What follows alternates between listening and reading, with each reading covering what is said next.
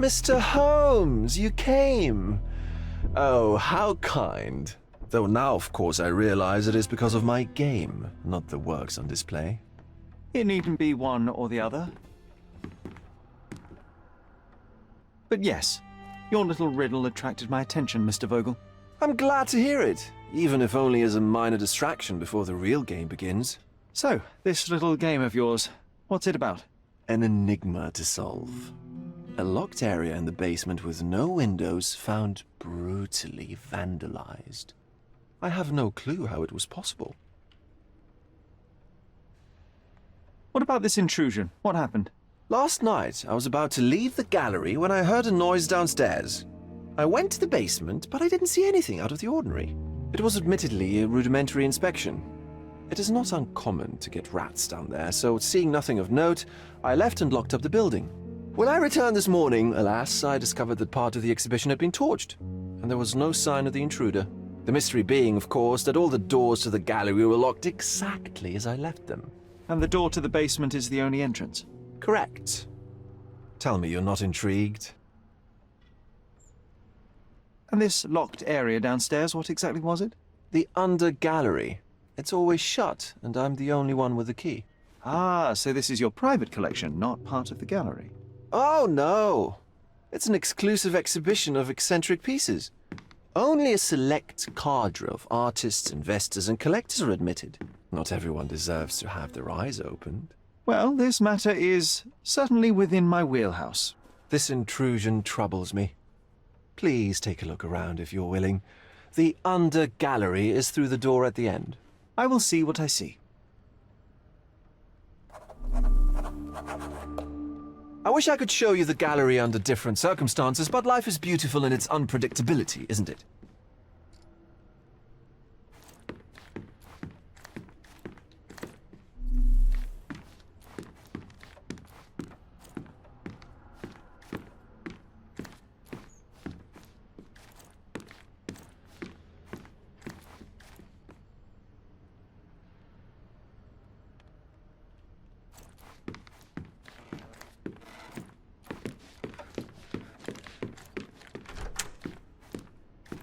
You sure you don't like art, Sherry?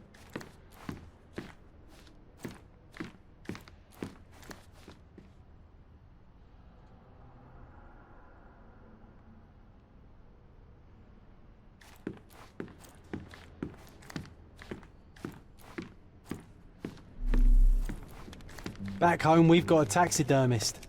He's gonna have a heart attack when he sees what I bring him.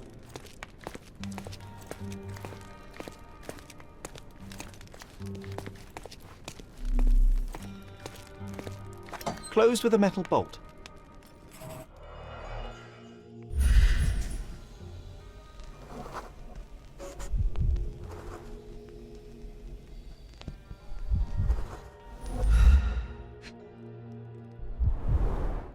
Footprints. Size 9.5.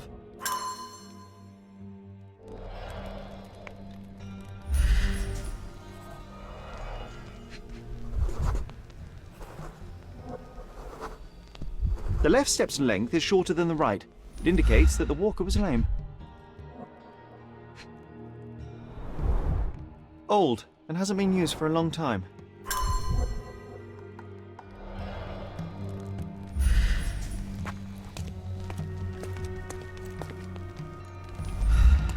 A true artist never shows an unfinished piece.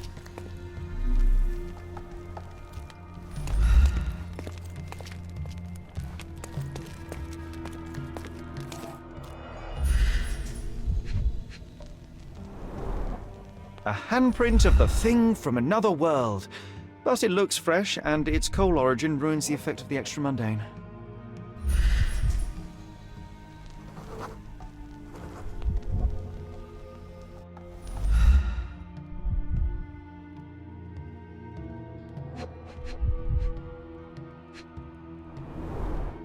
Sherry, how about some company in that dreary chamber of yours? Leave my loneliness unbroken, John.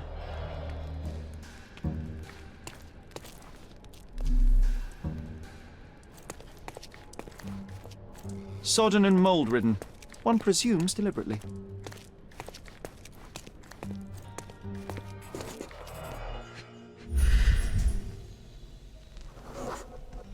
Ugh, sheer vandalism. Only an ignorant person could do such a thing.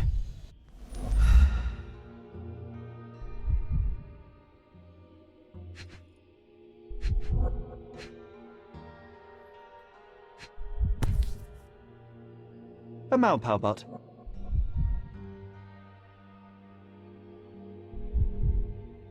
A Malpalbot. Coal fingerprints. I think we're looking for a man with a coal moustache.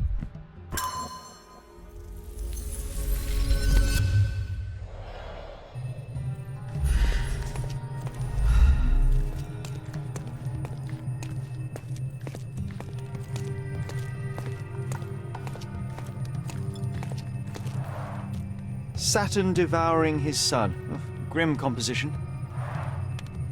Unflinching in its ferocity, yet somehow beautiful. The parasites of creativity. Or just a reflection of the artist's recreational interests.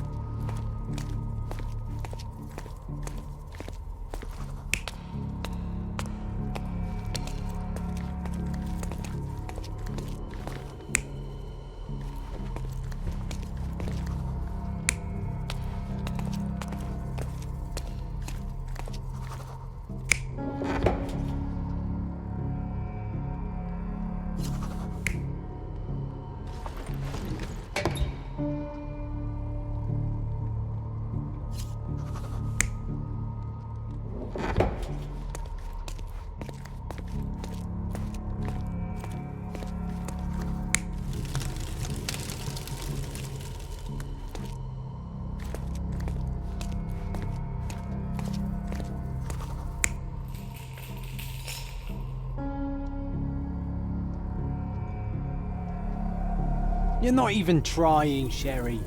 Concentrate.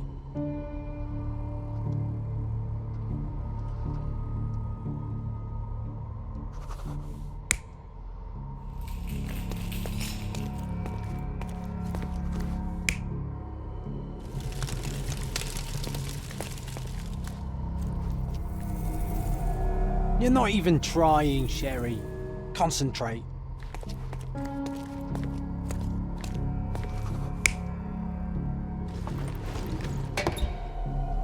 You're not even trying, Sherry. Concentrate.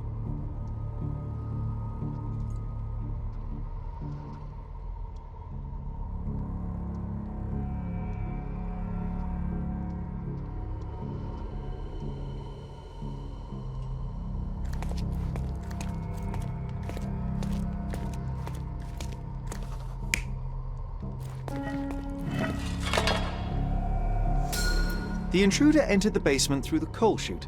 He used a magnet to open the hatch bolt. He accidentally pushed a shovel to the floor.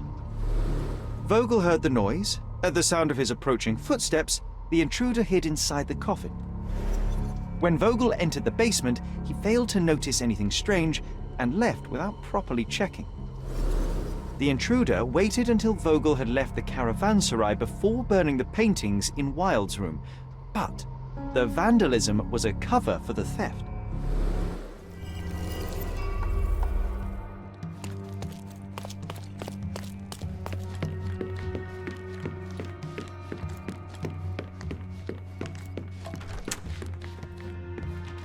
The pieces are not what I expected. What do you think my collection is about? It's a reflection on mortality. Nothing lasts forever, no beauty sustains itself, and everything succumbs to darkness. Am I right? I don't know. Well, that's absurd. Of course you know. It's your gallery. There is no one answer, no singular truth, but many filtered through the subjective mind. That forgetting, embellishing, lying machine. Besides, what's wrong with a lie if it makes life more interesting? What's wrong with a lie? It corrupts the ability of others to behave freely and rationally. Men never act freely and rationally anyway. It matters not what is or isn't in the end. The only important thing is how you feel. And I simply want to feel and consume as much as I can. Don't you? Feelings are simply one's animal ancestry trying to wrest back control of the brain. I try to avoid the distraction. You try not to feel, even in a place like this? None of it moves you? To be frank, I struggle to maintain even a whit of interest in art. But Mr. Holmes, it is joy incarnate, mankind's greatest achievement. Mankind's highest achievement above all others is objective and rational thought. I see then why you dislike art, for it means whatever you want it to. Or perhaps, Mr. Vogel, I was lying. Aha. Mr. Vogel, my investigation has revealed that the intrusion was not merely vandalism but theft. The limping visitor left your place with a canvas. That's very impressive.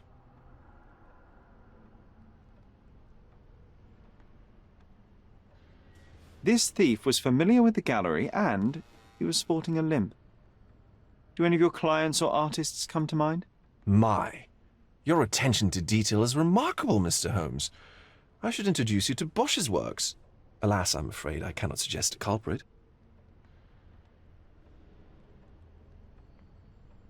The intruder entered the basement through the coal chute. He used a magnet to open the latch and dislodged the shovel while doing so. That's the noise you heard yesterday. When you went downstairs to investigate, he hid in the coffin. It seems I should have checked the space more thoroughly. The fire was a clever attempt to hide a stolen painting, even if it didn't fool me. I found the remnants of an empty frame in the pile of ashes. The canvas had been removed. Do you know which paintings in the Wild Room may have interested a thief?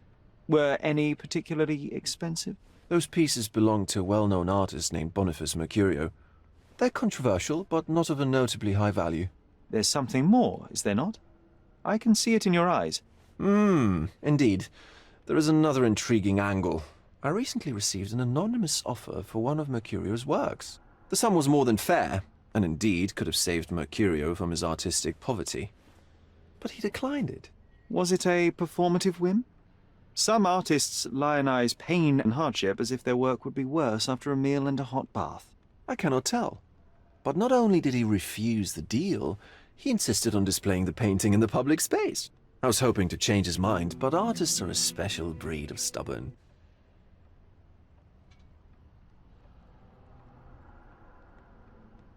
What was depicted in the piece?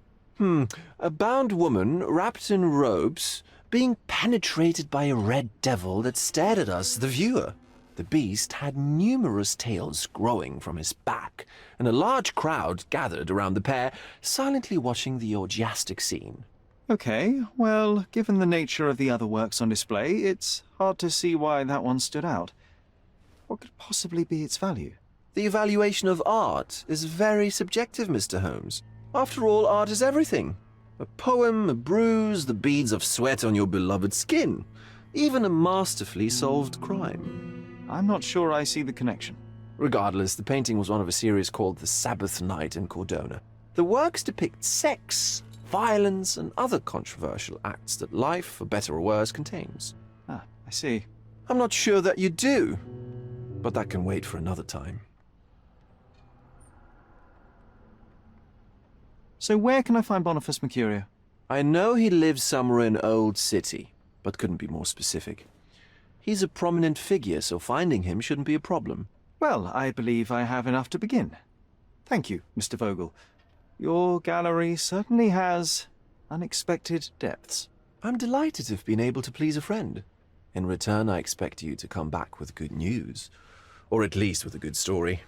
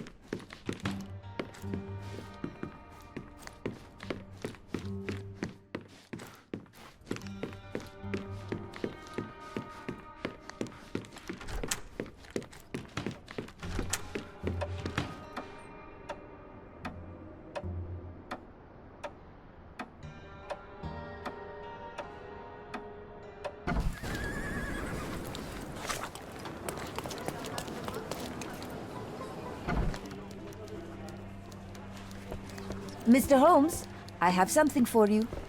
Mr. Holmes, I see what you're up to.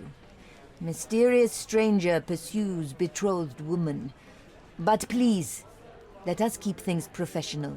I have in my possession an envelope containing details of a special assignment for you. Tell me, are you interested?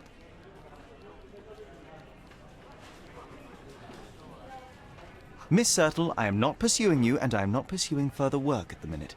Well, it shall wait for you here. Do come back. It's quite something.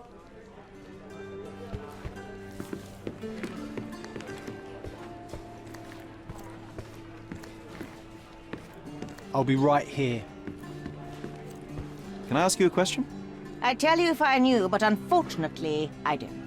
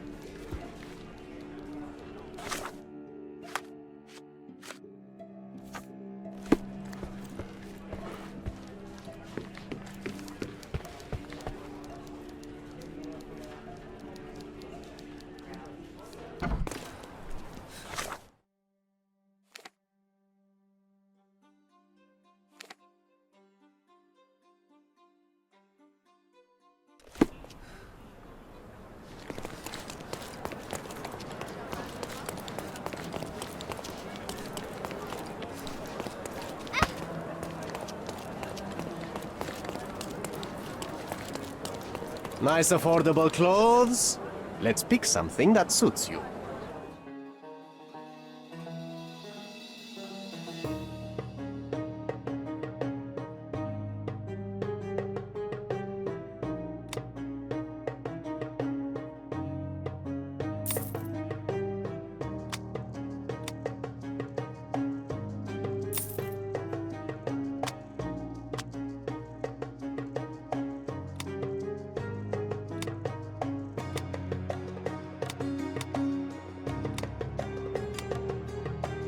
A good choice.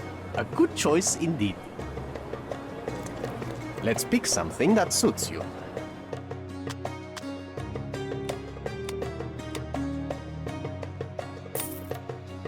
A good choice. A good choice indeed.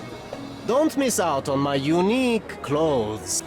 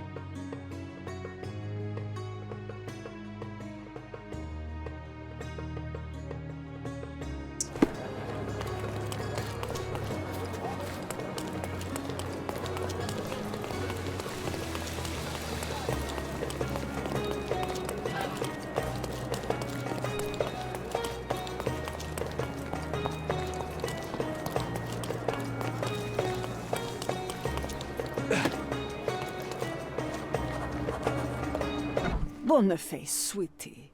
Is that you? Ah, old age does terrible things to one's sight. I didn't recognize you at first. How are you, Mum? I'm ashamed to admit that I've lost my key. Do you have a spare? For heaven's sake! How many times will you lose that key of yours? Of course I have a spare. You artists all live in your own little world. Please, accept my thanks. I would rather accept your rent. You promised to pay me several weeks ago and I'm still waiting. I will pay you, I promise, very soon. You'd better do, my dear. Or else I'll just change the lock. And I won't fall for those cow eyes. Do you know what makes a lady happy? Paid rent.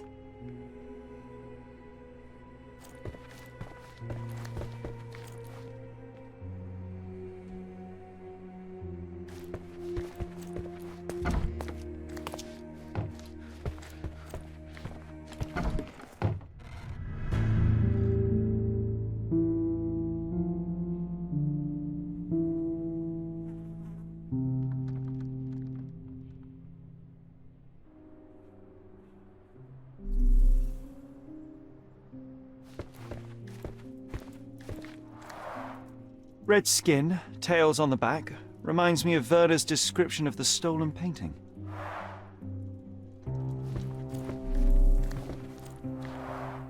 The chest has been searched. Aunt May whiskey, brandy bucks. Quite a collection he had here.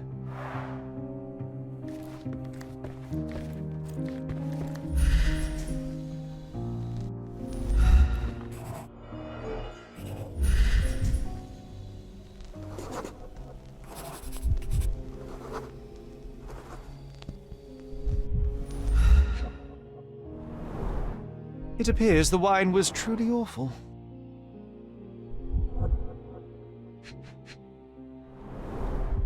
I wonder where he got that fancy camera.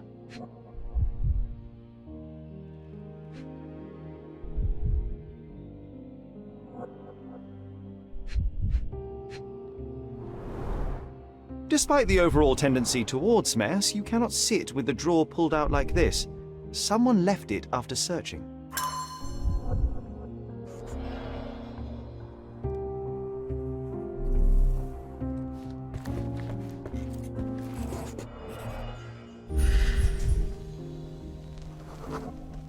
Judging by post-mortem rigidity, the body lay here for 1 or 2 days.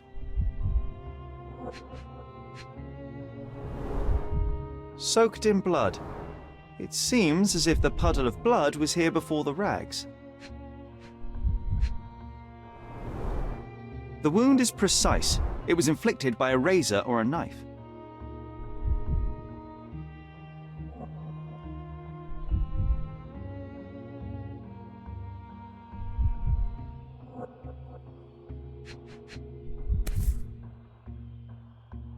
Could be the murder weapon. A normal kitchen knife.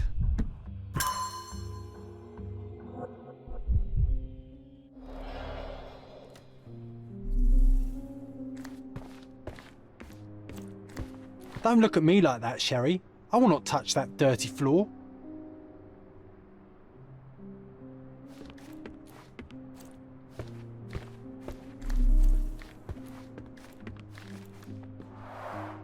The blood has dried.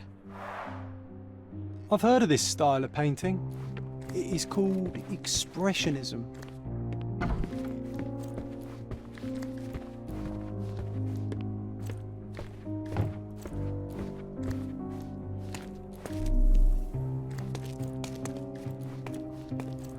The photograph was not pulled out in time.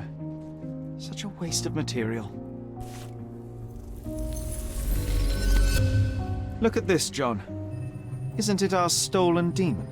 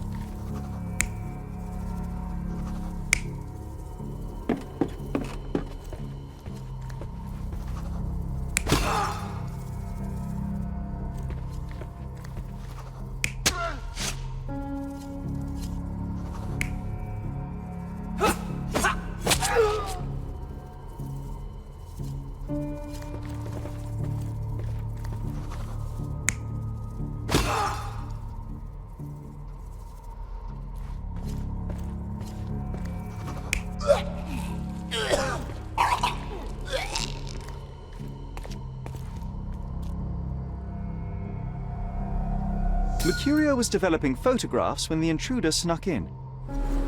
Mercurio heard him coming. While the thief was searching the chest, the painter ran towards him with a bottle in his hand. He smashed it across the thief's head. The intruder had no choice but to defend himself, and the weapon of opportunity happened to be a kitchen knife. Mercurio stepped aside to grab the painting, but the wine-blinded thief attacked Mercurio's throat. When the thief came to his senses, he saw Mercurio bleeding on the floor. He grabbed the rags and tried to bandage him, but it was too late. Why did Mercurio attempt to snatch the painting in the middle of a fight? To strike the intruder? Not with his painting, it was too important to him.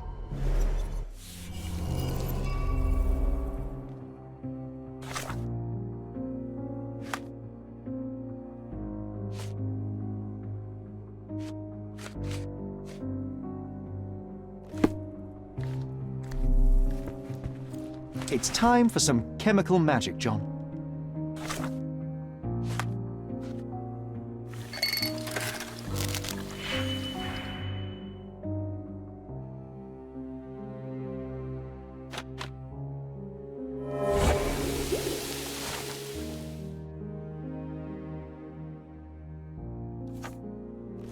That doesn't look like the painting we need, Sherry. As expected, but that doesn't... I guess this is his most ordinary painting. Spot the two differences, John?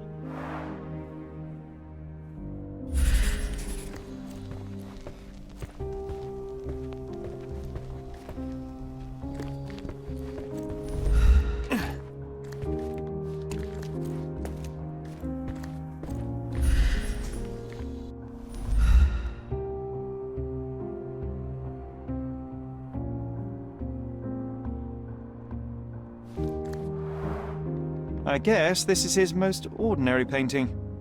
Spot the two differences, John?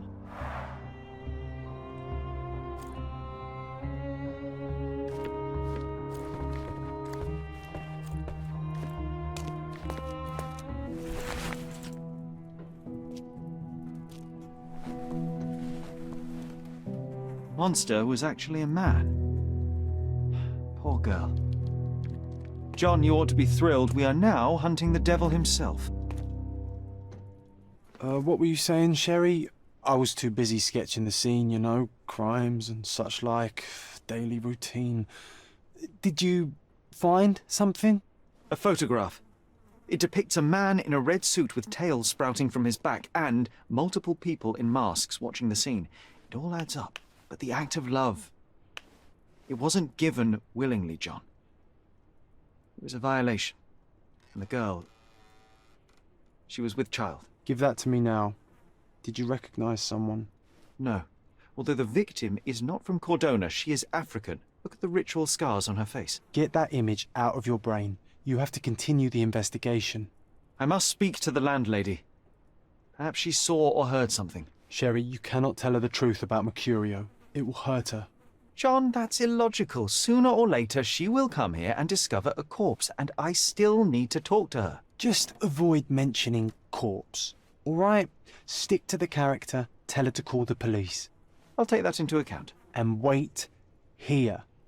I've redrawn the people in the photograph. Now you can proceed with your investigation without those horrific details. You always take me to the best of places, Sherry.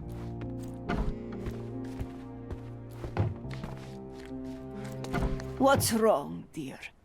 You look like you've seen a ghost. Can you tell me if anyone else has recently entered the flat? Oh, you're talking about that limping man. I'm sorry I let him in. I was scared. And I thought maybe he would motivate you to find money so that you would pay your rent. No offense, dear. Can you describe him? Oh, so you weren't at home. I was so certain you didn't leave your flat that day. He was of average height, had a limp and a tattoo on his neck, and he was smoking Malpal cigarettes. My husband used to smoke those. They have a horrible smell I can recognize from a mile away.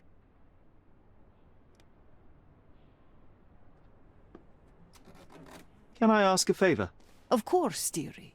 Please call the police and ask them to enter the flat, and don't look inside until they come up. What? What trouble have you stepped in this time? It really doesn't matter. Thank you, Mum.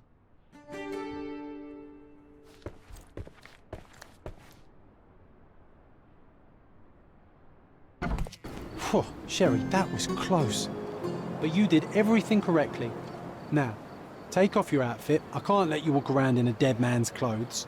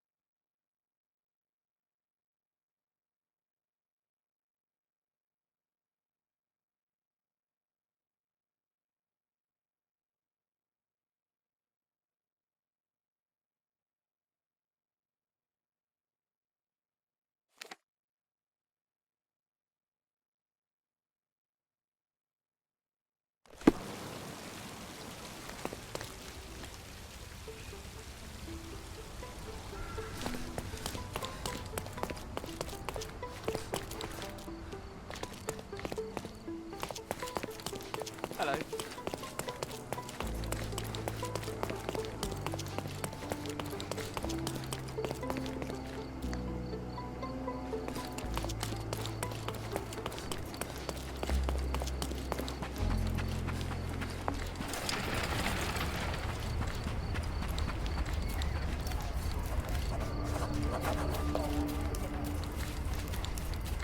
Does this poster truly claim that Cordona has a ghost?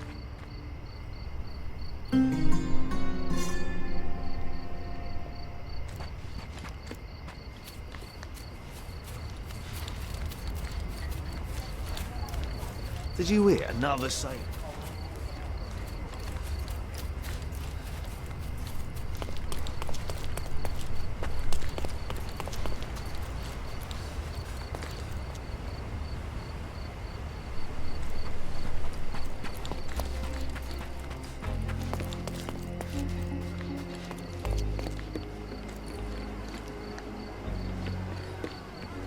Beasts!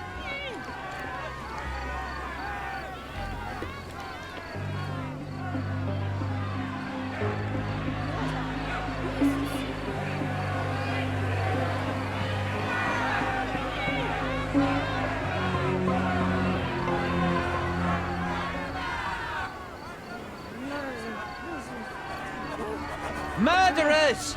They're completely livid. First they come to our land, then they murder our people. Beasts! Drop them all into the sea! Where do you think you're going? Speak with the chief. Sir, this place is off limits to the public. Please state your business or leave, or I shall request that the police escort you out.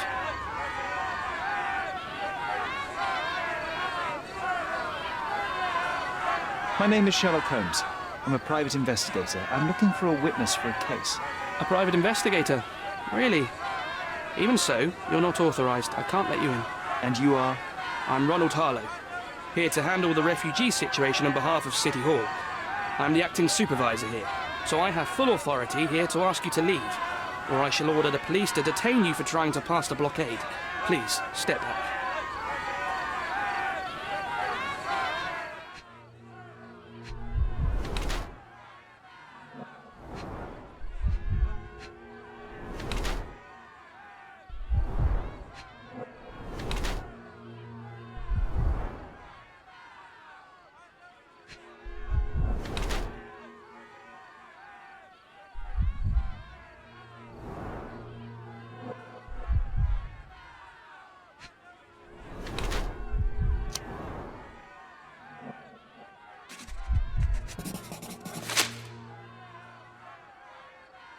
people in the crowd are shouting about a murder in the camp. Are you trying to hide it? It's mere assumption. I assure you that the situation is under the police's control. If it was under control, if there was no dead body, you wouldn't be as nervous as you are. You would be sitting in your cosy dark corner of a City Hall room doing nothing as usual. Yet, you're here, trying to deal with a series of problems you never asked for. These insults are inappropriate. You don't know what I'm doing for this camp. Even though the rest of City Hall doesn't give a bloody squat about the refugees, maybe I didn't want to be assigned to this camp. But I'm trying to do my best for these people. If not for my work, they might not have any shelter or food even. I apologize, Mr. Harlow. Perhaps I was prejudiced towards you, but in any case, I'm sure that you would still want this to be over as quickly as possible. The current reality is that neither you nor the police are managing things well here. You are unable to calm the crowd. You have simply never handled a situation like this before. What are you driving at, Mr. Holmes?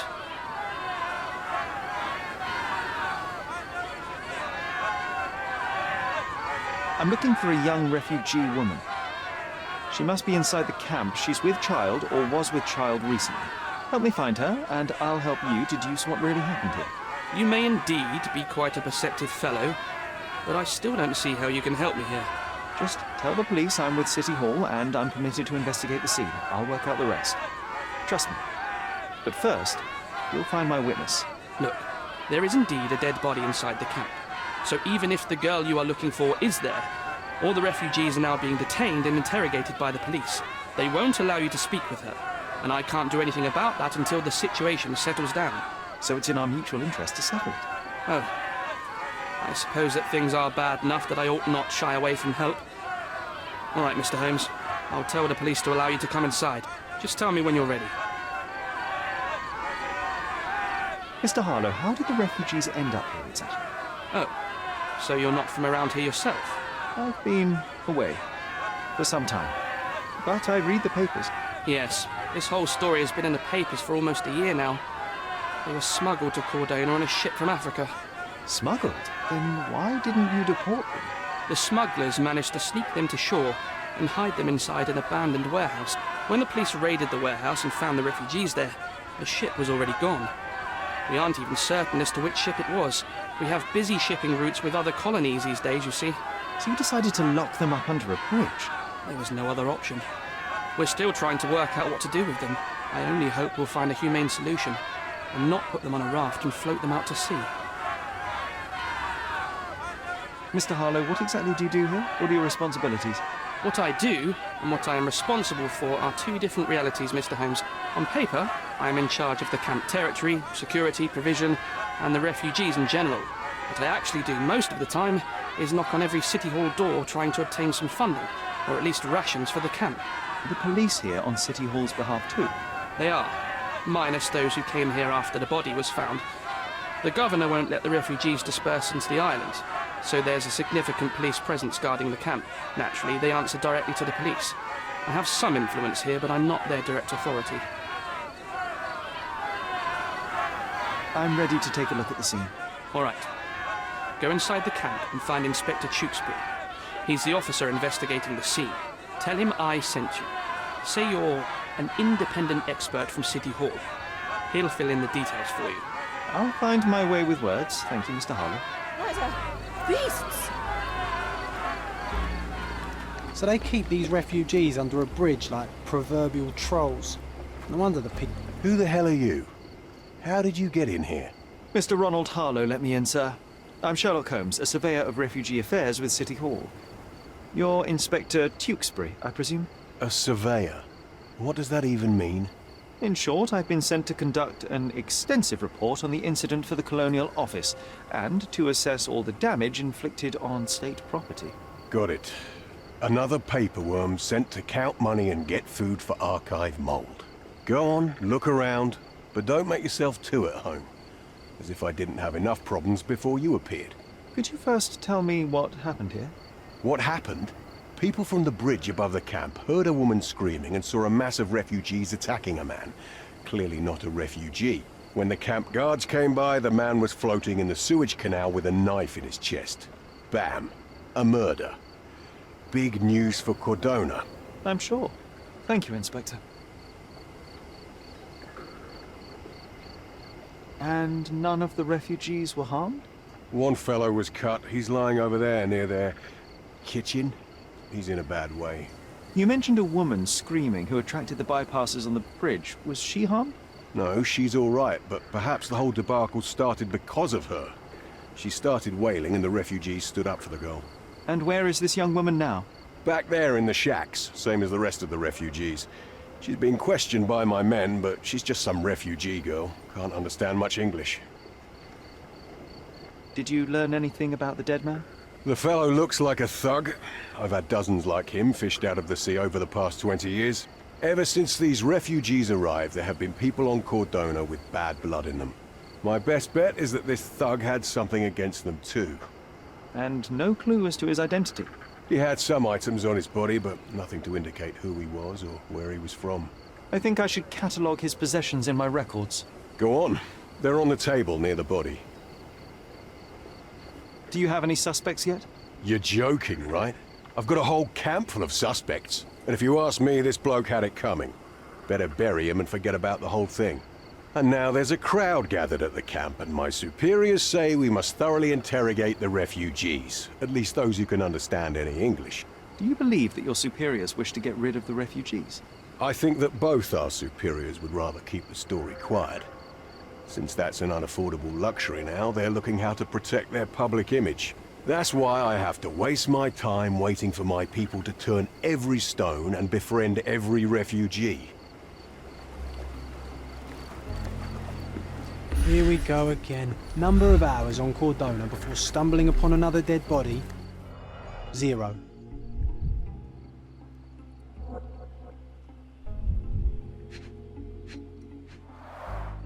A fresh crack, as if the crate was hit recently.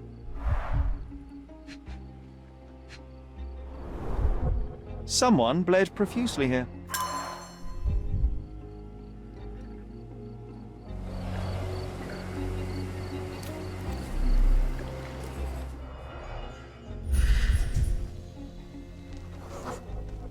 A furrow in the ground.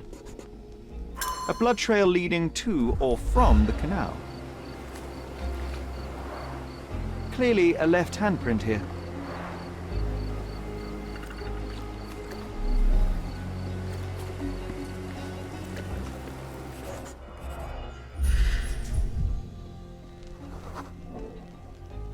Police boots. Always happy to trample it. A man's footprint.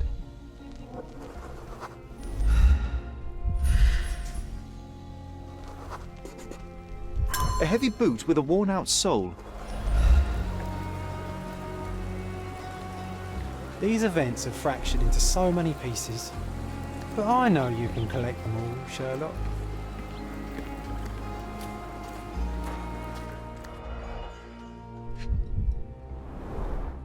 Malpal, soaked with salt water. £1,000. A fair sum, especially considering British currency isn't very common in Cordona.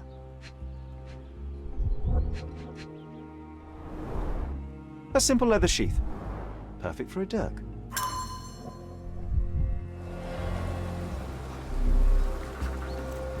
May I ask for your assistance? A solid question, sir, but I don't have the answer.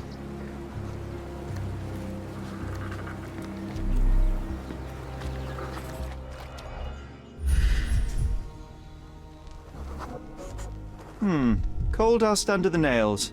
I don't see much coal around here.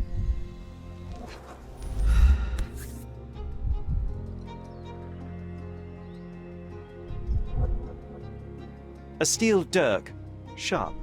A common accessory among sailors and soldiers. An interesting tattoo. Does it mean something?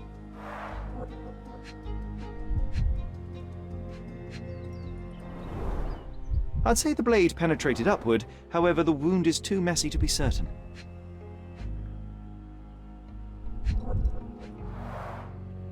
Heavy boots, with one sole far more worn than the other. This man was limping, John. A violent death. But this man, limping. Coal dust. I think we're onto something here, John. You know, Sherry, it's dawned on me to not clown around with knives anymore.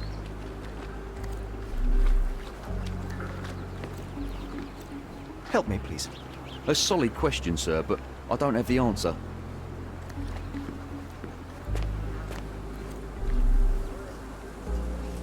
Are these the rations the refugees get from the authorities?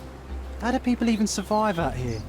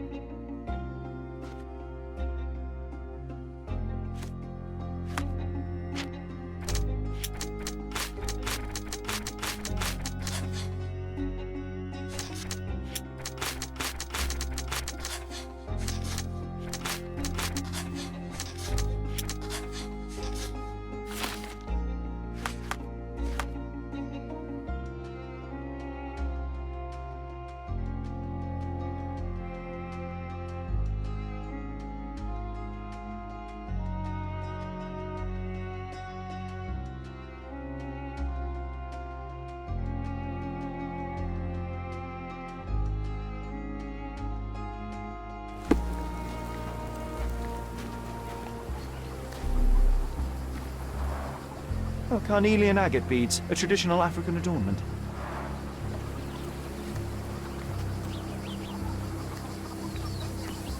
Such a mess. Let's figure it out.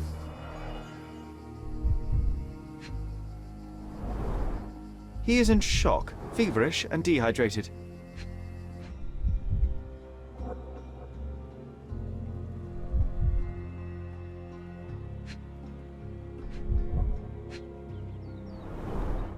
The cut is deep, potentially serious if not treated immediately.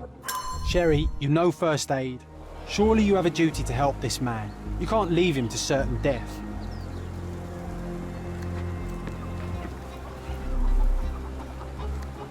I think we can find all we need here in the camp.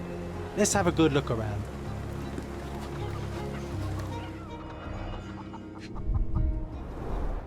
The blood sprayed off the blade after the strike.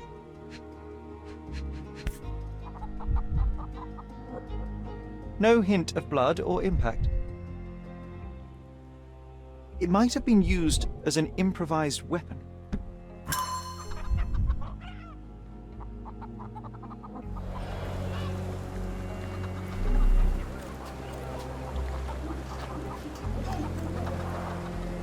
Someone was dragged against their will. You know what? I'd like to understand. What? How did our dead man end up inside the camp in the first place? I think we can find all we need here in the camp. Let's have a good look around. The refugees have been detained and will not leave until all the circumstances are clarified.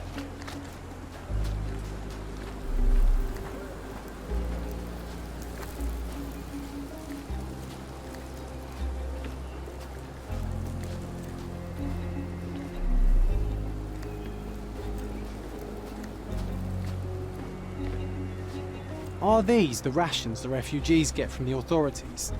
How do people even survive out here?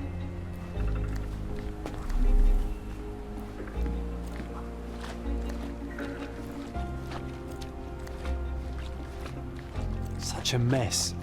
Let's figure it out. If they find out about the passage, everything will go to hell.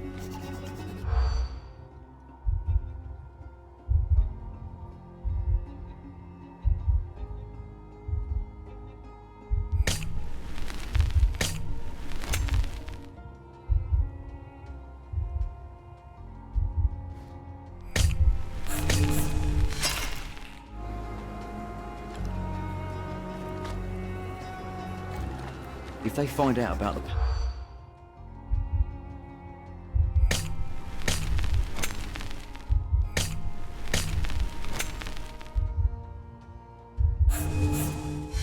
I was being very stealthy, Sherlock, and you threw it all away. Come on, pull yourself together. If they find out about the passage...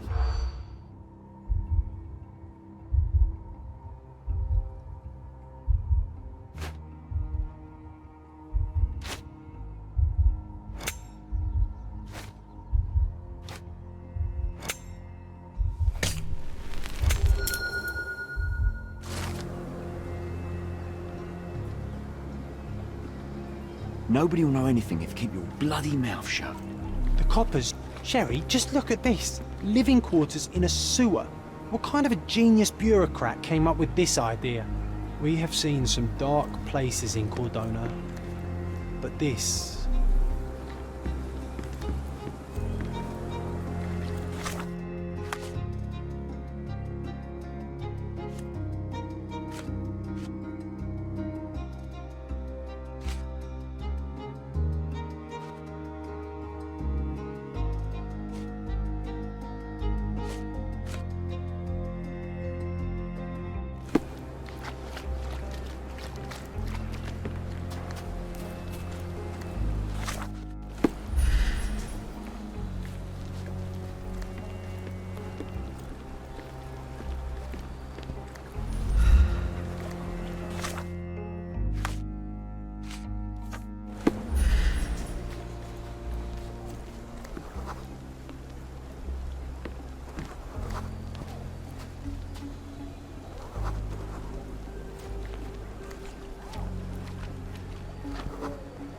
That will kill, not save him.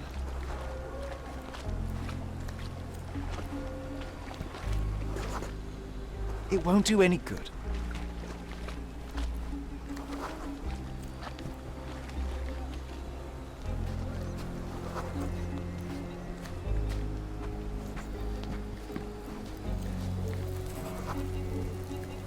I'll use it to create a solution.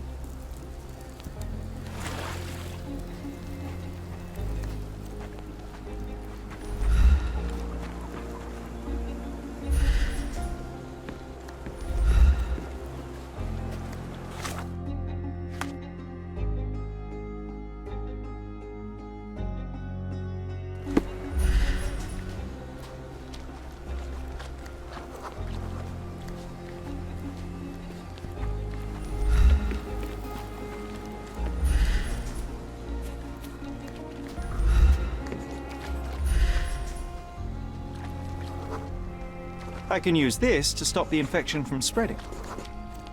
Nausea and stomach pain is not what he needs now.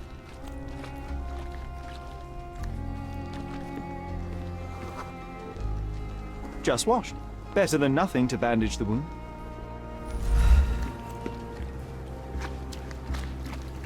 I've collated all the ingredients, now to prepare the first aid solution.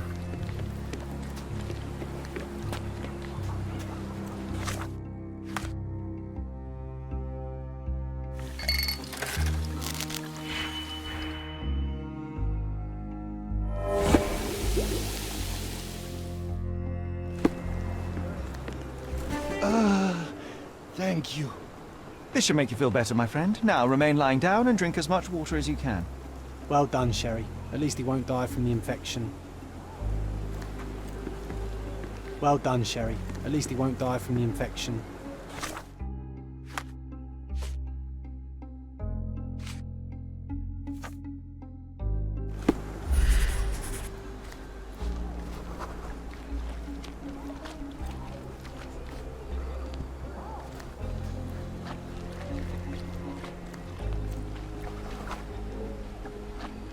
It's unlikely anyone could get in or out of the camp by water without alerting the police guards.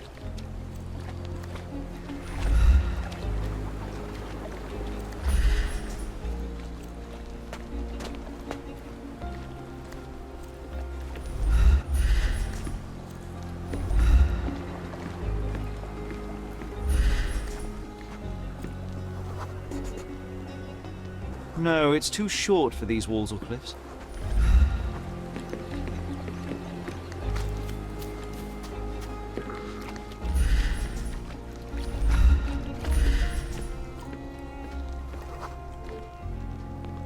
Sealed shut. I doubt our man could get through these grates.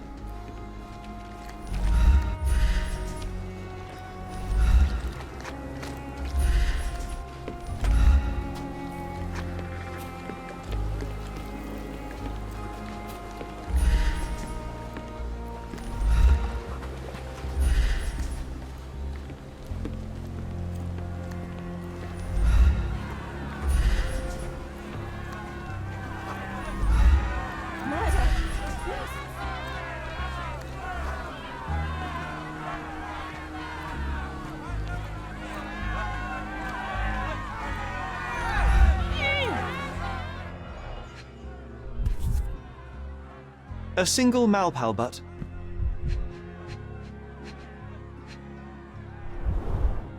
Roadman cigarettes. A brand highly regarded by law enforcement officers. So there wasn't any sophisticated infiltration plan. The good old police just let the man into the camp. Now we have everything we need to get the full picture of what happened at the camp.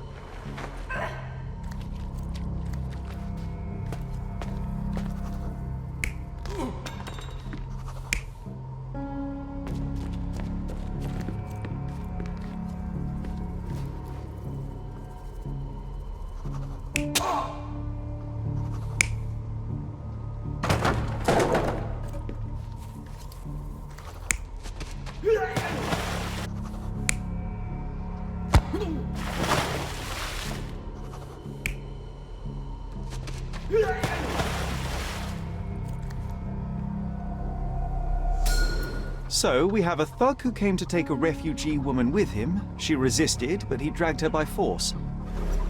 One of the refugees stood in his way, armed with a stick, yet he could do nothing against a cutthroat with a blade. The man didn't anticipate that the other refugees would intervene and stand against him. In the confusion, the woman managed to break free. The thug took fright and fled. He was stopped by the falling crates. He stumbled and fell, piercing his chest with his own blade. However, the wound didn't cause instant death. He managed to stand, but still bleeding, he lost his balance on the bridge and fell. Before all of this, the man had freely entered the camp through the main entrance. The police admitted him after they had a short smoke together. You live by the sword, you die by the sword. In our man's case, it's the same sword.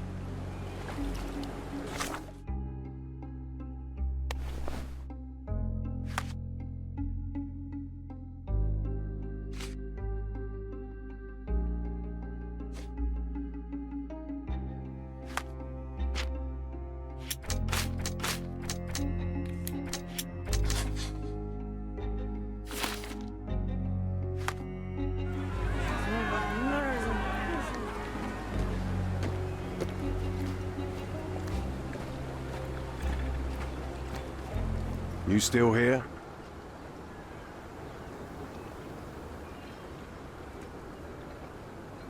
Inspector, I believe I can aid your investigation. I know who the dead man is and what really happened here. You do? Well, good for you. But I'm afraid I'm not the one you need to share your findings with. Speak to Mr. Harlow here. He's the one responsible for settling things in the camp. You don't even care to listen? Oh, I do care. And maybe even more than I need to. But I'm only here today to lock the place up, question witnesses, and file the facts. It's sad, but coming up with conclusions is not among my tasks here. You fellows at City Hall do that. Anyway, speak to the supervisor. I'll just stand by and listen to what you have to say. Go bother someone else with this, son. Go and bother someone else with this, son. The guards at the sewers were speaking about taking refugees out of the camp. Do you know anything about this, Inspector? Less than you do, obviously. And this doesn't bother you as an officer of the law? I can neither punish them nor put them on the right track, if that's what you're asking. Maybe your friends at City Hall could do something about it, but I seriously doubt that. To be honest, I'm sick and tired of being frowned on for my uniform. If those fine gentlemen you've eavesdropped on are in some shady business, that's on their heads. I'm busy. Don't you have papers to fill? City Hall lubberheads. Mr. Harlow, your refugees didn't murder anyone. What? Pray tell me what you've learned. All right, listen carefully. This might solve one problem for you, but will create a few more. Oh, well, that's a great start. The man came to the camp intending to kidnap one of your refugees, a woman. What he didn't expect was that the refugees would stand up to protect the woman. A brawl had broken out. In the chaos of it, the man stumbled over those crates and fell on his own blade. How do you know he fell on his own blade? The wound in his chest was inflicted from an unusual angle. It was not an offensive stab, shall we say. The refugees didn't touch him. And judging by the blood at the scene, the intruder managed to raise himself but was unable to walk very far. He ultimately fell into the canal. But how did he sneak into the camp? Why didn't the police see him? And this is where your new problems emerge, Mr. Harlow. What do you mean? You're not a dull-witted man. You know what I mean. There is no feasible way to get into the camp without the police guards knowing of it. The pile of mess I had to sort out has just become bigger, but somehow that doesn't surprise me. Anyway, I thank you for your help, Mr. Holmes. I'll take it from here. Meanwhile, I'll make sure the police aren't detaining the refugees any longer. You can go back in and look for your witness. You think one small clerk can make any difference in this place? Who knows, John? Just one ill-fitting cog could make the whole machine crumble.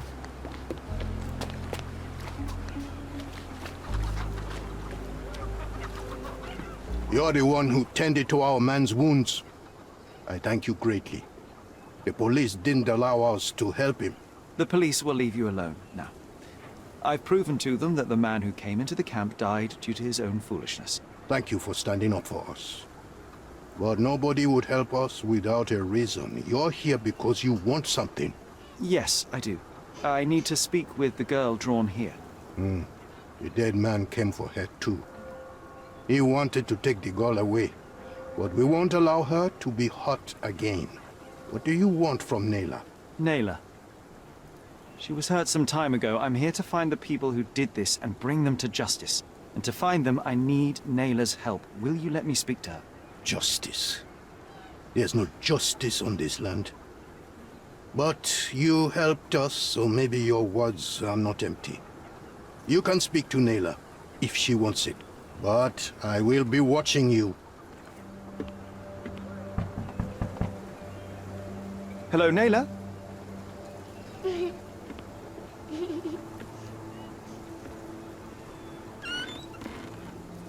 My name is Sherlock. I know someone hurt you. I am here to help.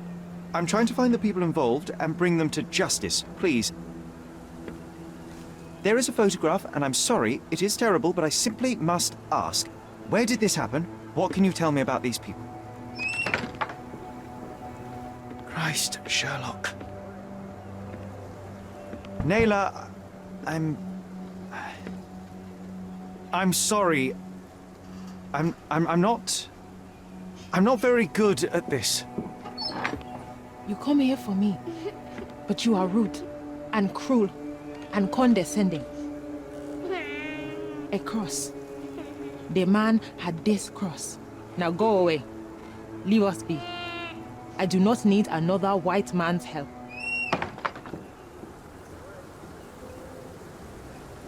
Oh, glad that wasn't me. Not my best work, John, by a long shot. Naylor doesn't want us meddling. I'm starting to wonder what this all achieves. But she helped you anyway. Now we know that maniac's face and the cross he wore, we can still catch him.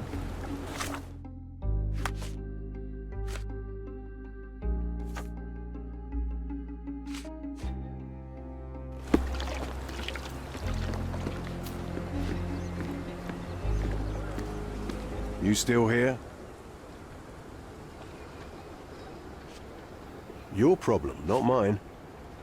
The intruder has a most peculiar tattoo on his neck, 2 lines and a point. Do you know anything about it? You really want to know, kid? Why? You want to play a policeman or something? I'm sure you have it in your records, so it won't hurt if I have it in mine. In my records, it's just a tattoo, as it should be in yours. Ah, to hell with you. Suit yourself as to what you're going to do with it. Off the record, though, such tattoos are often connected to a man named Mr. Niccolo Bernadotti. Bernadotti, you say? A respectable businessman in Scalario. His company imports goods and wines, and smuggles everything that can be smuggled between the colonies and the mainland. His people can be identified by an obscure tattoo, just like the one over there our friend has. But these are all merely rumors, you see. If Mr. Bernadotti was a criminal, he'd be in prison now. Or hanged, right?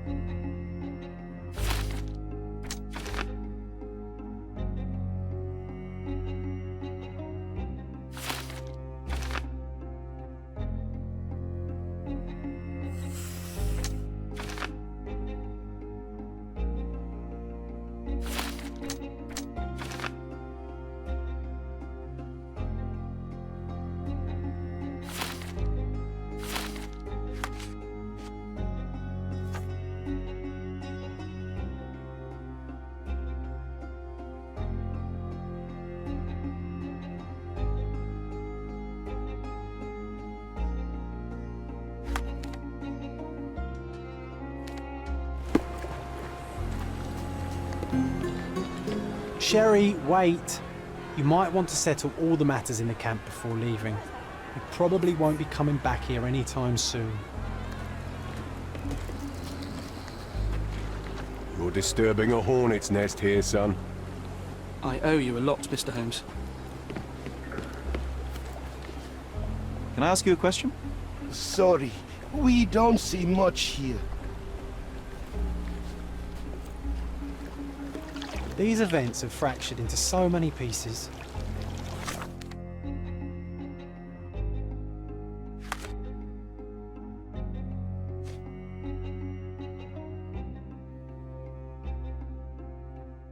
But I know you can collect them all, Sherlock. At least some of your kind have a hat. Thank you again. Terrible events are behind that canvas, Sherry.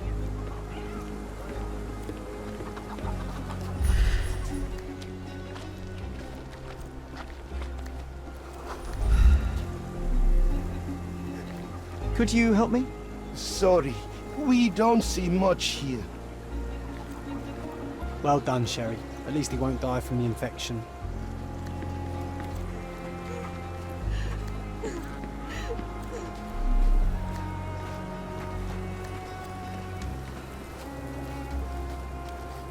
Help me, please. Sorry, we don't see much here. Can I ask you a question? Sorry. We don't see much here. This isn't working. You might need a different tack.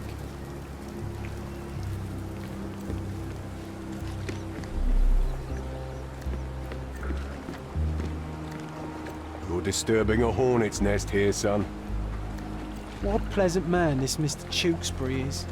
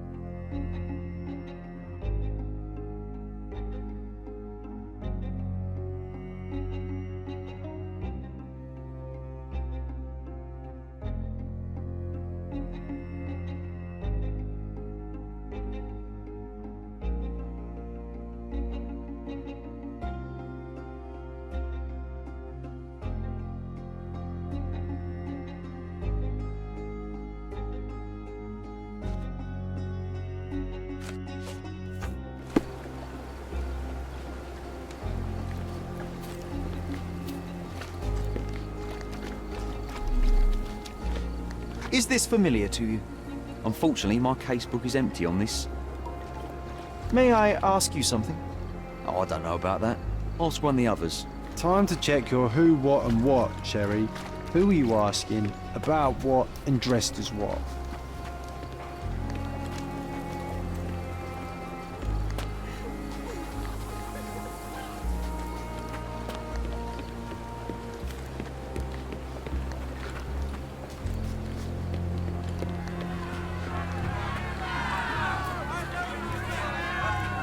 Who isn't allowed to visit the crime scene these days? Murder! May I ask you a question? Oh, I don't know about that. Ask one of the others. Is this familiar to you? Oh, I don't know about that. Ask one of the others. Time to check your who, what and what, Sherry. It's a shame we didn't learn more about that scheme the guards are talking about. The corruption in Cordona flourishes once more. We simply don't have time for this, John. We need to proceed with the case.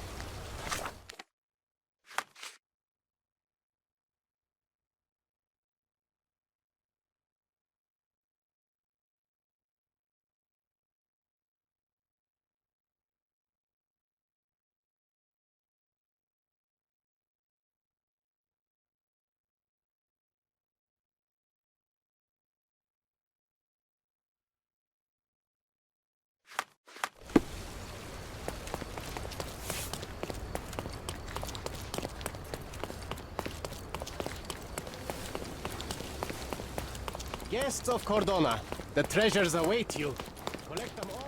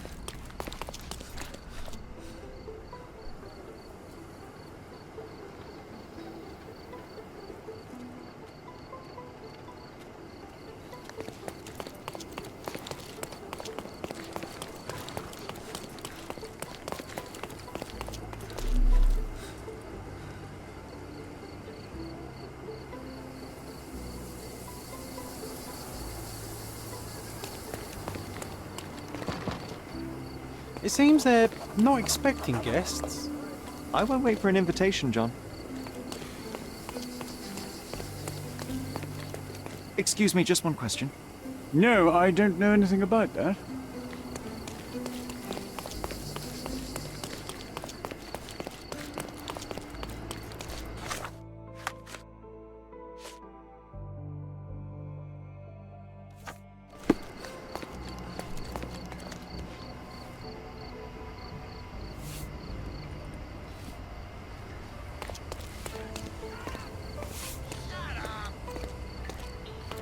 These workers don't look like your average Cordona folk. They're refugees from the camp. That's our way in, Sherry.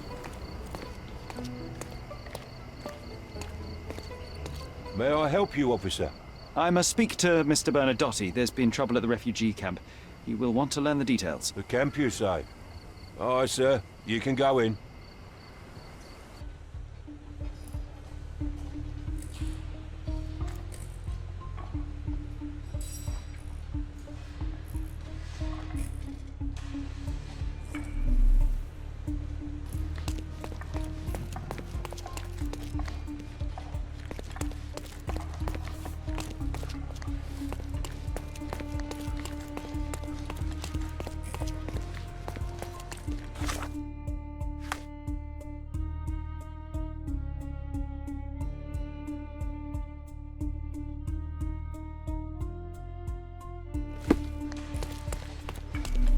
The silver and treasure, mate.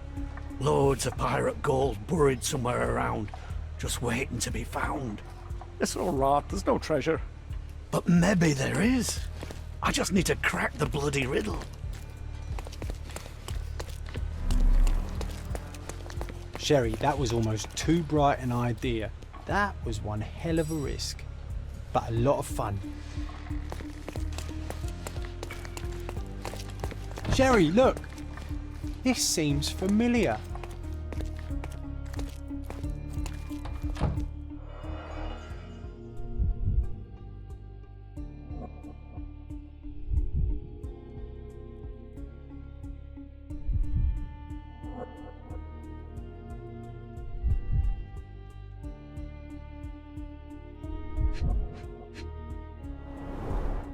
Masks, traditional for the Chokwe people of Central Africa.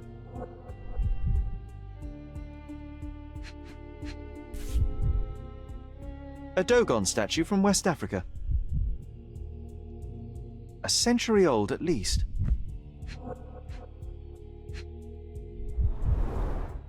VH Grindley Flow Blue tableware. This is what lies behind the facade of Bernadotte Company Limited.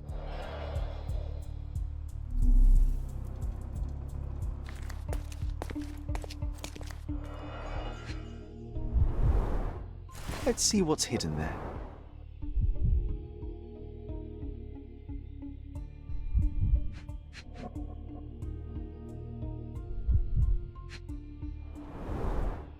Vogel's stolen painting. Isn't it curious how it developed into a much more interesting case?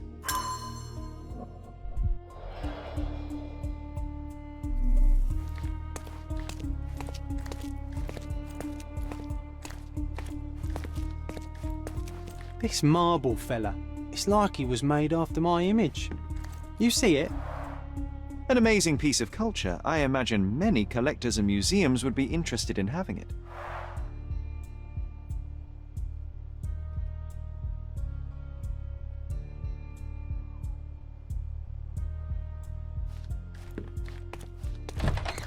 Hello, friend. Tough day, eh? If the damn idiot hadn't stolen the canary, I'd be baking in silver down in the mines. Instead of this.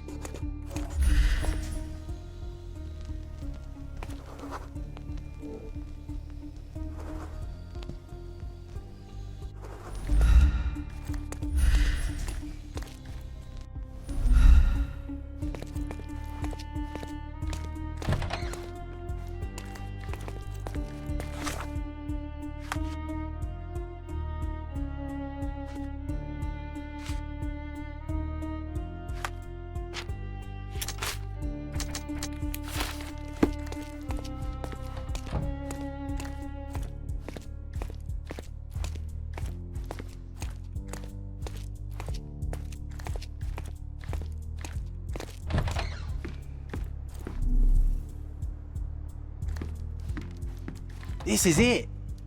This is where all the magic happens.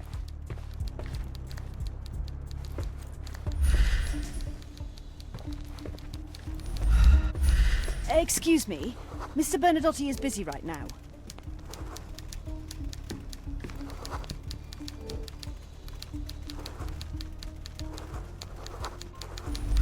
Sir, you're obstructing the light. Could you step back?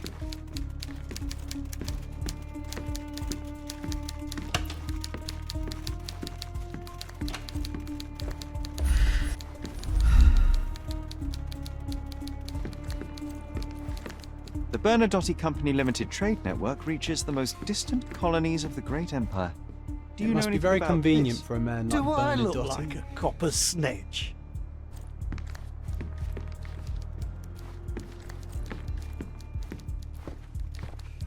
This is it. This is where all the magic happens. I suppose it's Mr. Bernadotte with our fine governor. 1875. It's taken a few years back. John, how many people in Cordona have a photograph with the governor, do you think? You definitely don't have one.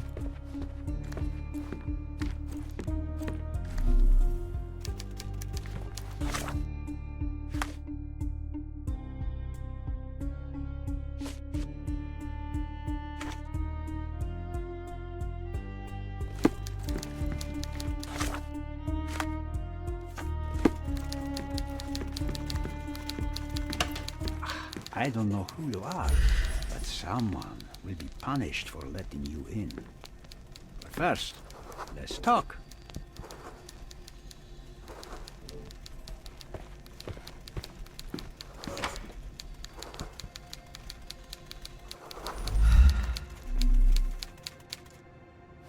Sherry, don't you think this office suits me? Whenever you're ready. I'd hate to intrude.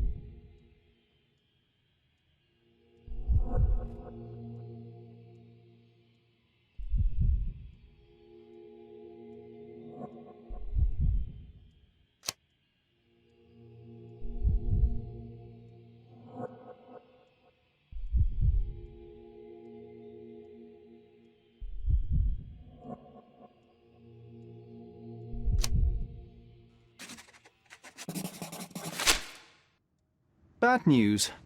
The thug you sent to the refugee camp only succeeded in stabbing himself. His next and final journey will be to the morgue. Hold your horses. Who the hell are you? Sherlock Holmes. And you are Niccolo Bernadotte, a smuggler, kidnapper, and notorious cutthroat, among other things. Few men would dare waltz into my office and address me like that. You are either overconfident or unintelligent. This is private property. Give me one reason why I should not shoot you on the spot. I am sure my friends at the station would call it self-defense. Mr. Bernadotte, do you know the name Boniface Mercurio? I do not. Mercurio was a local artist. Recently, a man broke into his apartment, ransacked the place, and killed him. The thief was looking for something. You are testing my patience, boy. In a moment, the connection will reveal itself. I was hired, privately, to investigate the recent theft of a painting from an art gallery. My investigation led me to a man from your organization, and thus, to you, Mr. Bernadotte. That is quite a stretch. Why would I need to steal a painting when I could buy anyone I wanted? Interestingly enough, I spotted the stolen painting in your storeroom. I buy and sell a lot of things, Mr. Holmes. Unfortunately, if this is true, it is not the first time I have been sold stolen merchandise. I presume you were hired by the owner of the gallery. Tell them to contact me, and we'll sort out the situation. So, this painting is why you broke into my office. As I said, your man was found dead in the refugee camp.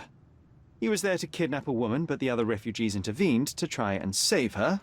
The ensuing scuffle resulted in the man's accidental suicide. He sported the same tattoo as your men in this building. In fact, it also bears a resemblance to the one on your neck. Care to explain what business your man had with this woman? You have no idea what you are talking about. I can assure you this was no kidnapping. The refugees in the camp are on edge. What happened there is a tragic accident, one I am not responsible for. For what reason was your man there if not to abduct her? Why would I answer? You are yet to justify your presence in the slightest.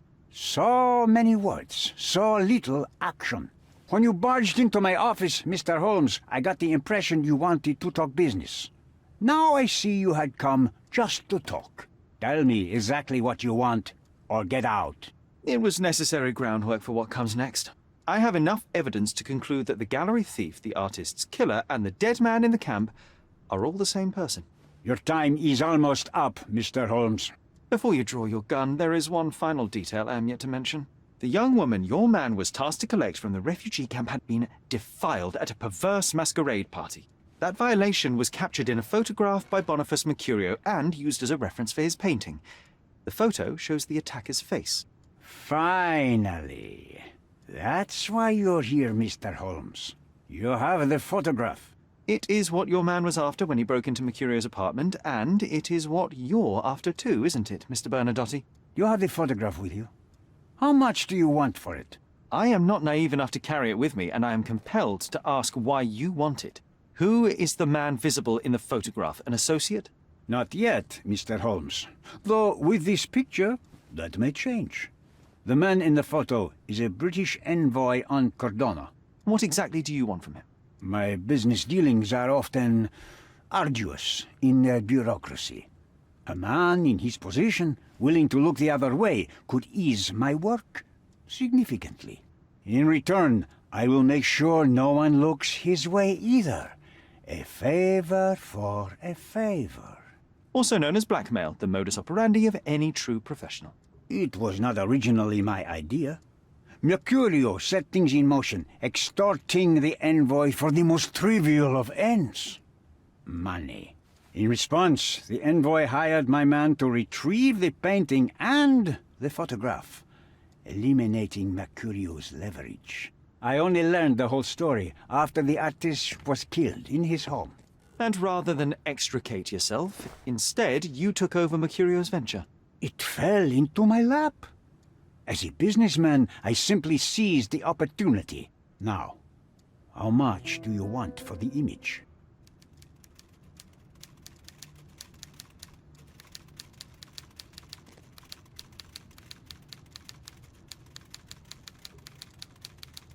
I could not help but appreciate the collection of smuggled artifacts in your storeroom. You have rather diversified your business. How high and mighty of you, Mr. Holmes. Not all smuggling is immoral. I pay generous rates to developing cultures and spread their culture to eager buyers. And furthermore, I supply many immigrants with a taste of home. A very convenient way of thinking. I have traveled wildly, Mr. Holmes. I've seen people in far-flung lands for whom my services are a lifeline. Without them, they would starve. The tax on cargo is often so absurd that it would be more profitable to simply sink your ship than dock it in the harbor. And trust me, I am speaking from experience.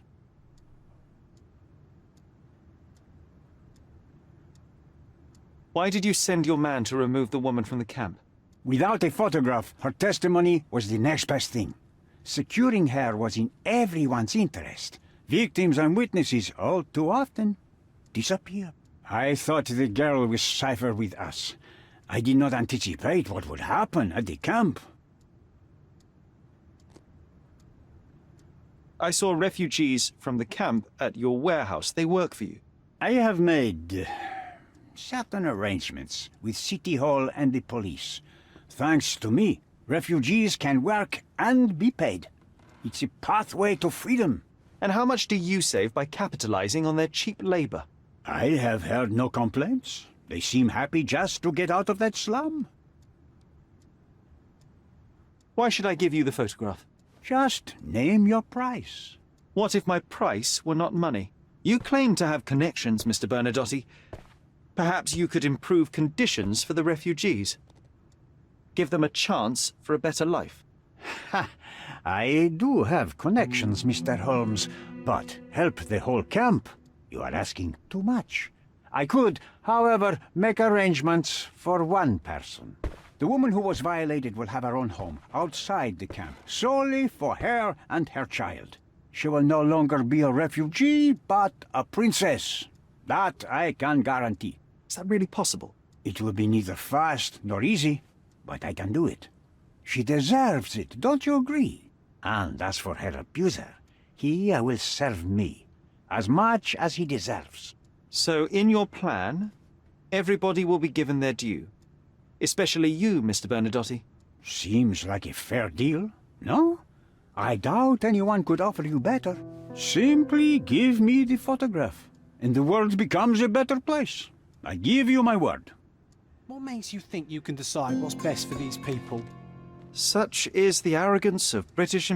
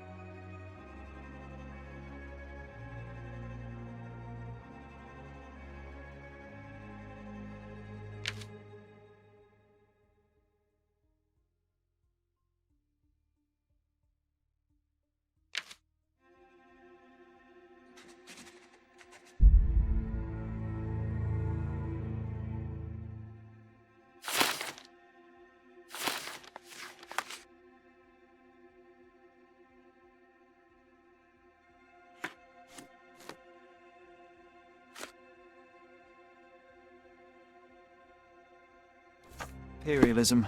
I take your point. I opened the front door for you. Please, sir, do not linger.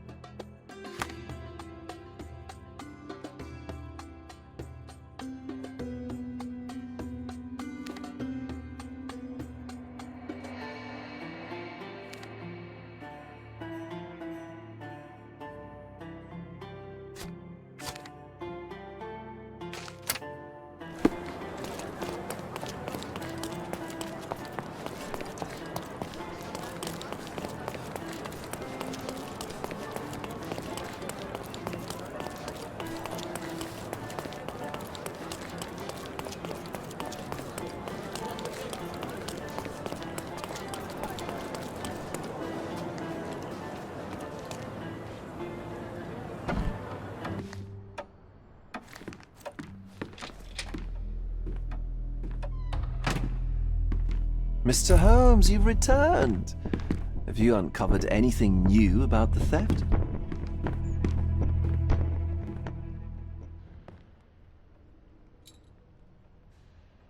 I've brought news, but not all of it will please you. Fill me in, Mr. Holmes. I won't shoot the messenger.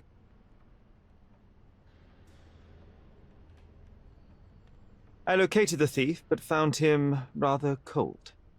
He was tight-lipped about the painting, too. Huh, he's dead. How very droll, Mr. Holmes.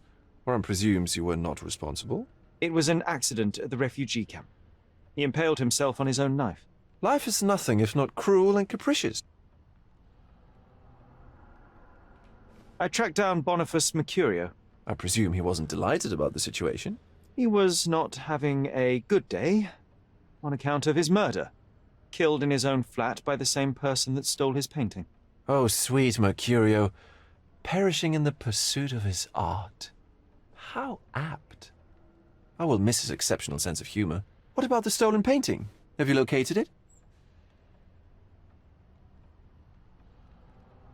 I found the source of Mercurio's artistic inspiration. A photograph. What troubled me was that the sexual act captured was non-consensual. She was violated? Dear God, how despicable. Her abuser was in fact the British envoy. Mercurio took a picture of him committing the atrocity and then used it as artistic inspiration. I had no idea a mere break-in would eventually expose such barbarity. I found the painting, but I could not retrieve it. Well then, where is it? In Bernadotti's office. Bernadotti? That shady businessman? Why would he steal it from me? I'm afraid you'll have to ask him yourself. I take it you found something more then. Mr. Vogel, I want you to make everything public, including the photograph. I'm sure you have a connection at the Cordona Chronicle. Ah, Mr. Holmes. Loyal to your own truth till the end. Yes, I'm acquainted with the staff of the Chronicle. The story is sensational, and will surely draw attention to the gallery. But you must be aware that exposing the scandal will further hurt the victim. Does that not bother you? No matter what one does, the truth tends to come out, as well it should. I won't be the one to stand in its way. Though it's only your subjective truth being exposed. Not that I'm judging. It's perfectly reasonable for everyone to have their own views. When you called me, you knew exactly what you would get. Oh, but I'm not like you, Mr. Holmes. I cannot be sure of anything. Regardless, I must thank you, for art's sake. Well, now that we've resolved all of our outstanding matters, I have a gift for you. I took the liberty of having it delivered to Stonewood Manor. I am told it belonged to your mother. And what exactly have you sent me? Frankly, I'm not sure how to answer that. I trust you'll know. Previously, you mentioned there may have been more to my mother's passing than consumption. It appears you were right. Oh dear. I'd hoped to be wrong.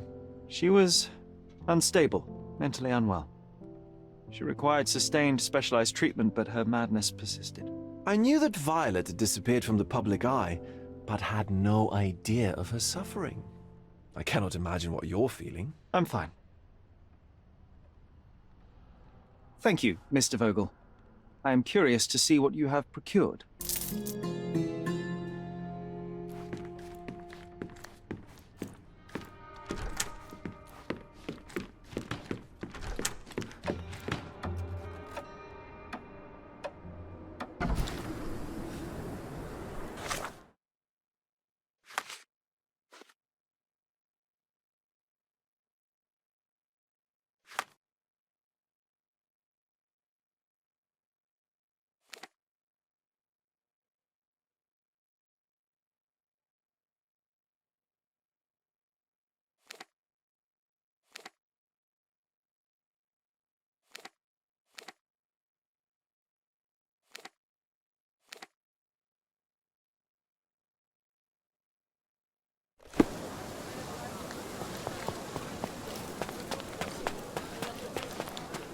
Mr. Sherlock Holmes, I presume?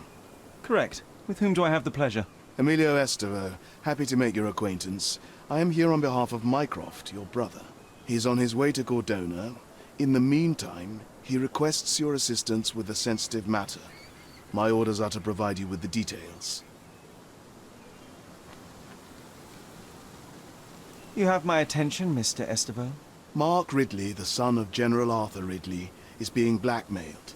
Suffice to say, the compromising material is of a delicate nature. The matter is of no small importance to the Crown, especially given the status quo on Cordona.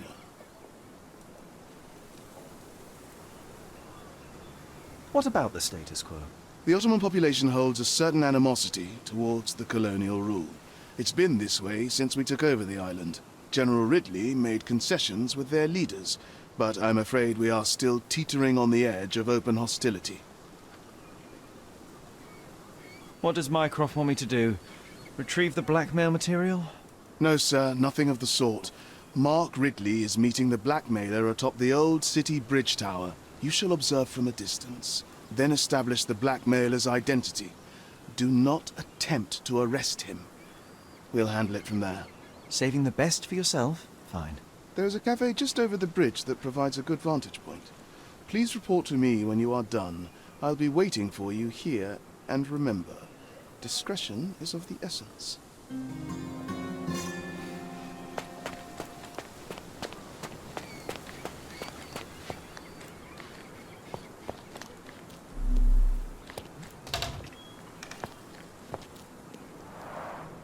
It's a bizarre object, and yet oddly familiar.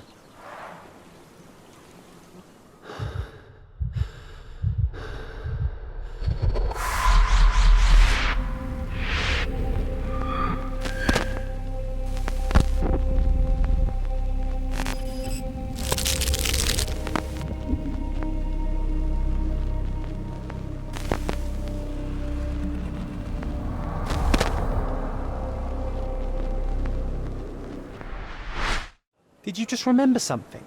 Yes. A room full of curiosities and artifacts. I think I can find it in the manor. Sherlock.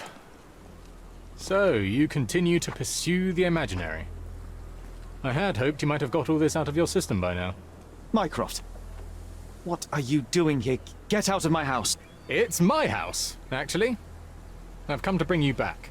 I have no interest in returning, let alone with you. I know you lied about Mother all these years, claiming she was merely ill, but she was unstable. She never had tuberculosis. She was not recuperating, but mentally deteriorating, and you never once thought to tell me. How dare you? I shall not indulge this petulant tantrum. You can just tire yourself out and then slink back to London with your tail between your legs. Just tell me everything. I'm an adult now. Show me the basic courtesy of an explanation. You know I will find out eventually. The goal was stability, and that's what you got. The right thing for everyone was to try and move on from her passing. The consequences of one's actions determines what is right or wrong. Yes, exactly. The ends justify the means. After leaving Cordona, Sherlock, you had a normal childhood. In London, I was able to support you, guide you, shape you into a fine and productive young man. You have so much potential, so much to offer society. But that's not the end. Now I found the truth, and it has shattered everything I knew about her, about you, and about myself. I feel unstable because of you. Your actions were not justified. Lying never is. Oh, grow up, Sherlock. It was a white lie which has as much use in the realm of the interpersonal as the international. It is time you come to accept that some things are bigger than yourself. Oh, you are full of it. You like to pretend you care about the big picture, but it's just an ego trip. You like knowing more than others. You like greasing palms and rubbing shoulders with the rich and powerful. You like having eyes and ears everywhere. The fact it helps the nation is incidental, because all you care about is yourself. It's true. I have agents everywhere, including Cordona. If you weren't so damn stubborn, you'd realize that means I'm only here for you.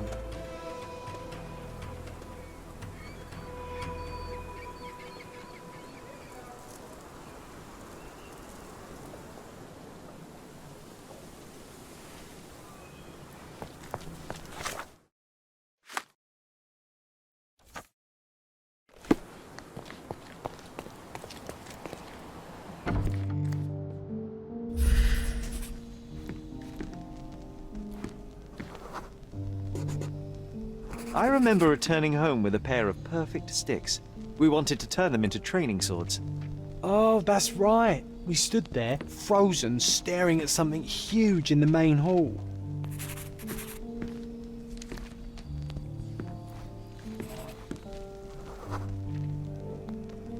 It was a giant aquarium with a living mermaid in it. Impossible, it must have been something else.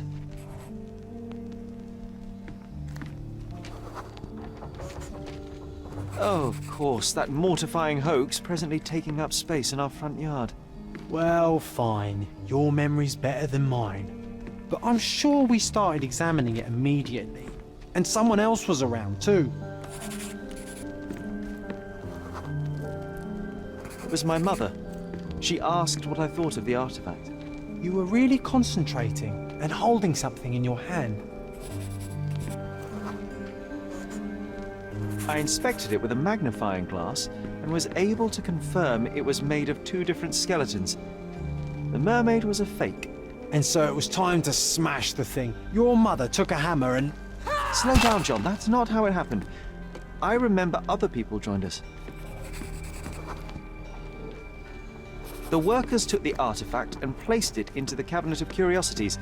It became part of Mother's collection of fakes. She always said that the truth lies in the details. This mermaid helped me to learn that.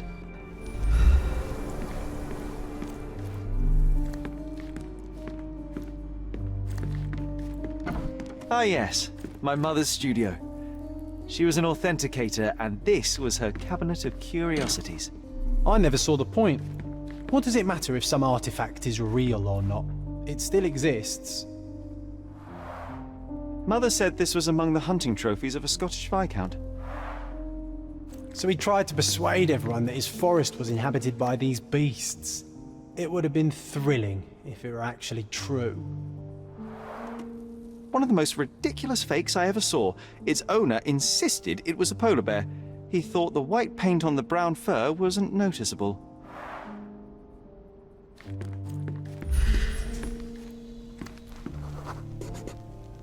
I remember this cozy blanket. It was perfect for... Wigwam! Oh, that was a joy to build them. Imagining ourselves as wayfarers on the other side of the world.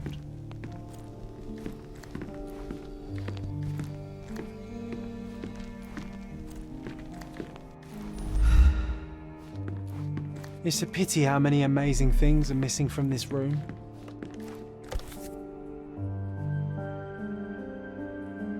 Watkinson and Holman, Chapter 1, by Wallace de Orham.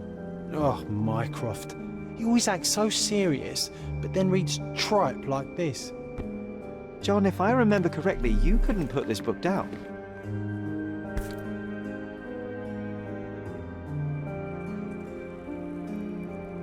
Another fake Holy Grail. Its owner claimed to be the heir of King Arthur. Scarcely believable. He also insisted a deadly rabbit was hunting him.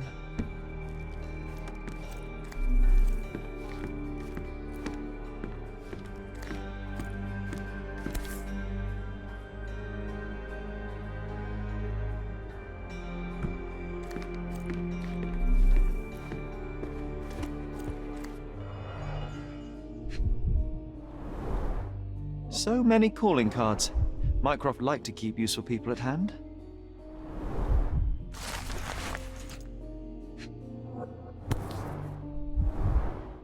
Carefully opened. Dated 24th of April, 1869.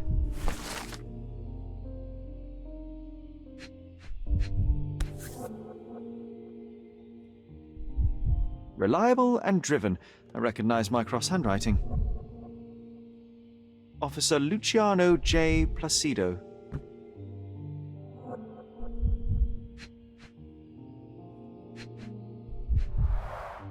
This drawer was always closed. Only Mycroft knew how to open it.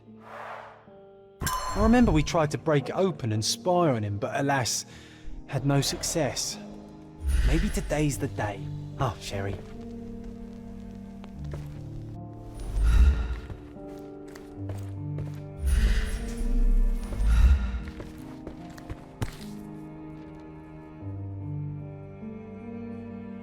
This photo caused a lot of fuss. My mother spent some time to prove it was a fake. 1852, Bingley, West Yorkshire. Look, it's Roger. This jolly old man's well preserved. Even looks refreshed. I doubt he drew much interest at the auction. That's for the best. I'd be upset if he fell into the wrong hands. The so-called mummy of a Persian princess. The defrauders did good work, but missed one small detail. It's the mummy of a man. When you're finished here, can we build a wigwam from the blankets?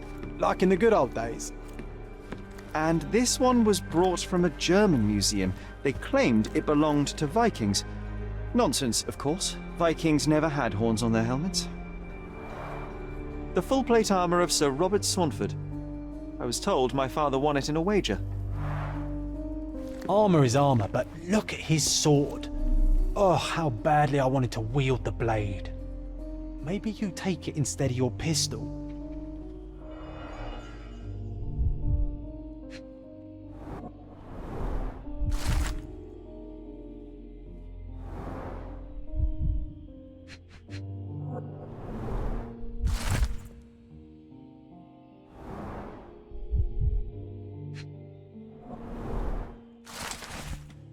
Clearly, it was deliberately torn.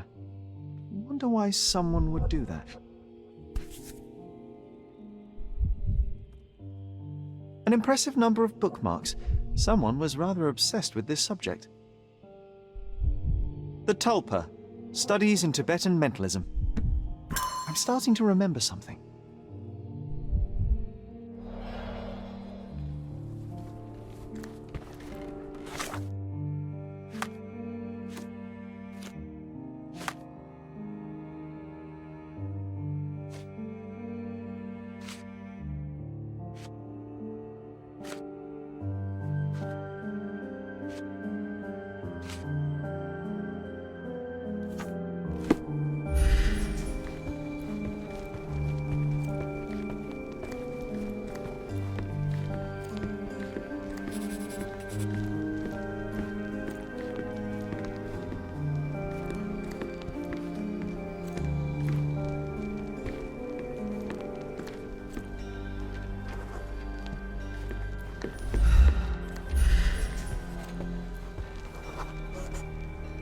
I used this ladder to look at the top shelf, right?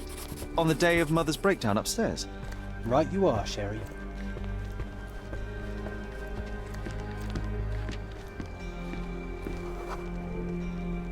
We heard a noise. I can't recall of exactly what. And we didn't have a great view from behind the statue.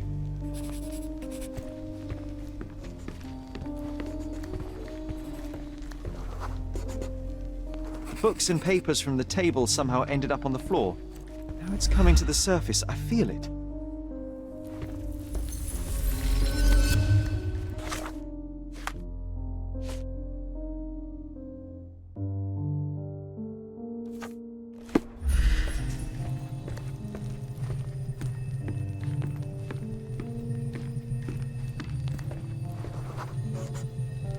Ah, the memory comes back. We snuck about watching him. He closed the drawer and went to the hall. We were like two shadows crawling behind him.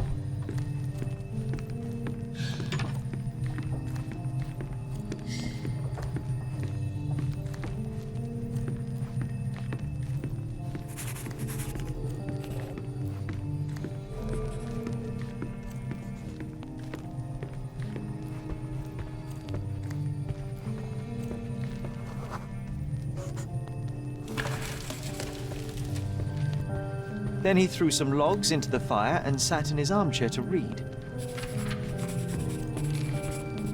It's as boring now as it was then. I'm sorry, Sherry, but I think that's it. Wait, John, we never use the fireplace in the mornings. What if...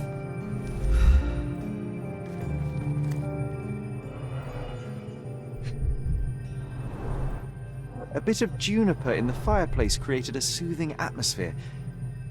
It's the little things, isn't it?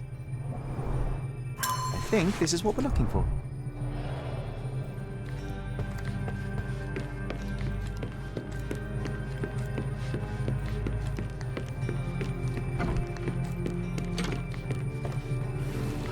made it. So what's there? Dossiers on the most influential people on Cordona. Mycroft always had a habit of building files on everyone he met. Gifted by Queen Victoria herself. Single malt whiskey, Mycroft's favourite.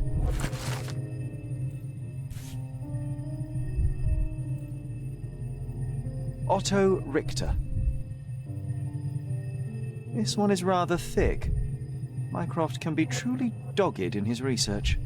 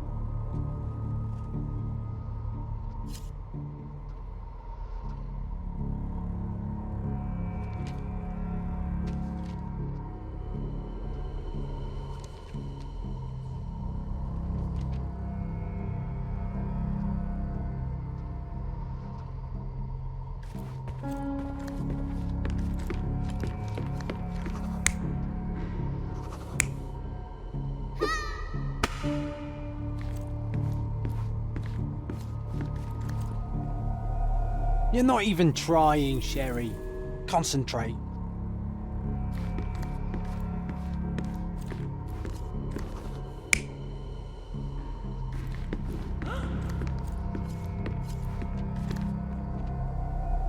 You're not even trying, Sherry. Concentrate.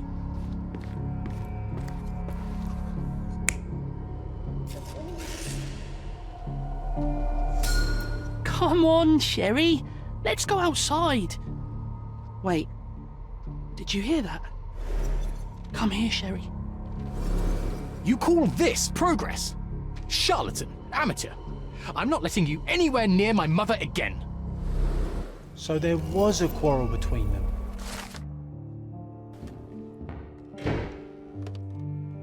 I heard a noise in the hall. Let's check it out.